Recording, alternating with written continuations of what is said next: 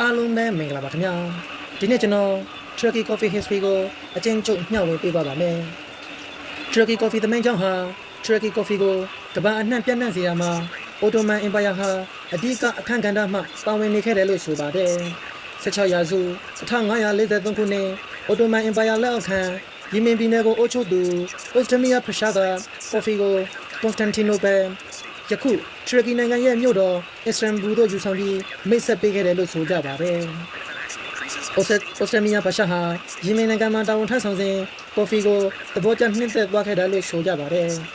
။အခြားမှတ်တမ်းများကလည်းဆိုကြပါသေးတယ်။1555ခုနှစ်ပထမဆုံးကော်ဖီဆိုင်ကိုအစ္စတန်ဘူလ်မြို့ထထခဲရောမှာဖွင့်လှစ်ခဲ့တယ်လို့ဆိုပါတယ်။ဒီကော်ဖီဆိုင်များဟာလူမှုရေးစကားပြောဆိုရနိုင်ဖြစ်စေအတင်းများဖလှယ်ရနိုင်ဖြစ်စေဗဟိုဌာနများတစ်ပွဲဖြစ်လာခဲ့ပါတယ်။ကော်ဖီဟာအော်တိုမန်အင်ပါယာအတွင်းလင်းမြန်စွာပြန့်နှံ့ခဲ့ပြီးနောက်ပိုင်းတွင်ဥရောပသို့ပါပြန့်နှံ့ရောက်ရှိသွားခဲ့ပါတယ်။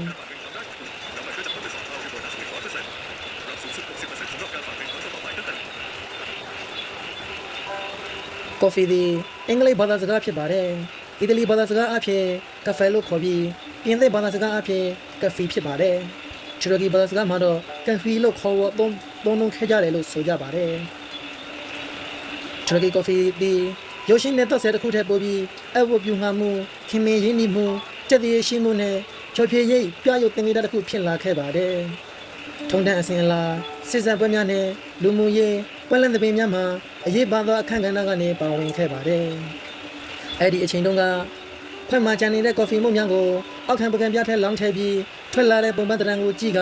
အနာဂတ်ကြမ္မာကိုကြိုတင်ဟောပြောခြင်း Caffeomancy Theosiography အလေးထားလဲပေါ်ပေါက်ခဲ့ပါသေးတယ်။ဒါဟာတူရကီရိုးရာကော်ဖီရဲ့အရေးကြီးတဲ့အစိတ်အပိုင်းတစ်ခုလည်းဖြစ်ပါတယ်။2013ခုနှစ်တူရကီကော်ဖီယဉ်ကျေးမှုနဲ့ရိုးရာဓလေ့ကို UNESCO မှကမ္ဘာအမွေအနှစ်စာရင်းဝင်အဖြစ်အသိအမှတ်ပြုမှတ်တမ်းတင်ခဲ့ပါတယ်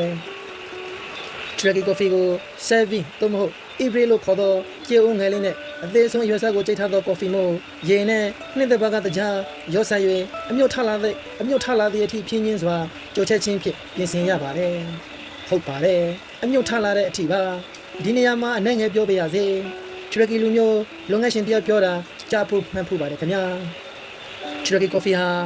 ဖုန်းပါရမယ်တဲ့ဗျာ။ဖုန်းမပါရင်ထရကီကော်ဖီမဟုတ်ပါဘူးတဲ့ဗျာ။အန်အော်လို့တော့မဆုံးပါဘူး။တို့ပေမဲ့လည်းထရကီနိုင်ငံသားတယောက်ကပြောဆိုခဲ့တာကြောင့်မှတ်သားသင့်ပါတယ်လို့ယူဆမိပါတယ်ခင်ဗျာဒီလိုဘူးတူရရစရာအကြောင်းအရာလေးတွေကိုအခါခွင့်သိရင်သိတယ်လို့မျှဝေပေးနိုင်ဖို့မျှော်လင့်မိပါတယ်အားလုံးကိုကျေးဇူးတင်ပါတယ်ခင်ဗျာ